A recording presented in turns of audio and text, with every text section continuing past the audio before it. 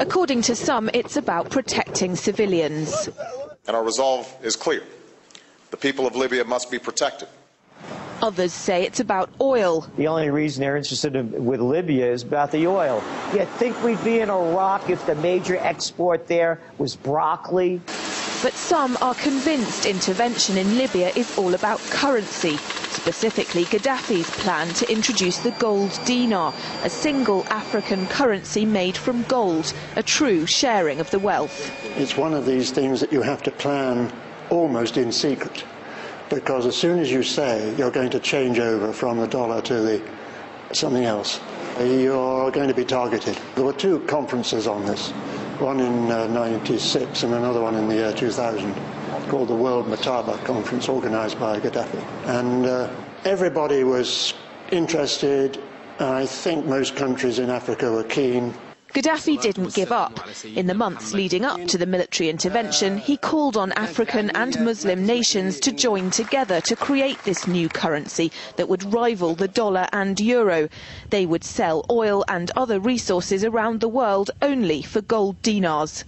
It's an idea that would shift the economic balance of the world. Countries' wealth would depend on how much gold they have, not how many dollars they trade. And Libya has 144 tons of gold.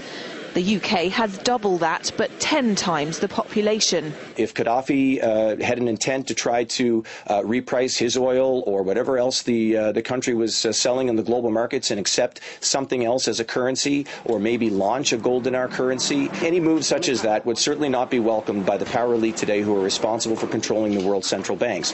So yes, that would certainly be something that would cause his immediate dismissal and the need for other reasons to be brought forth for removing him from power. It's happened before.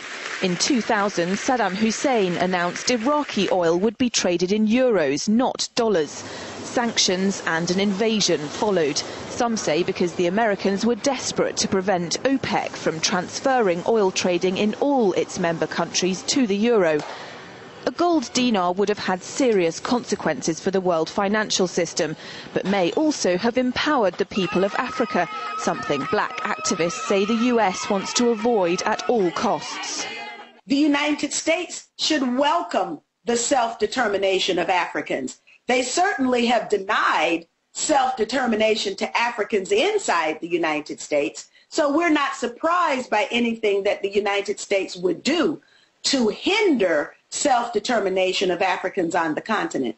The UK's gold is kept here in a secure vault somewhere in the depths of the Bank of England. As in most developed countries, there's not enough to go around. But that's not the case in places like Libya and many of the Gulf states. A gold dinar would have given oil-rich African and Middle Eastern countries the power to turn around to their energy-hungry customers and say, sorry, the price has gone up and we want gold. Some say the US and its NATO allies literally couldn't afford to let that happen. Laura Emmett, RT.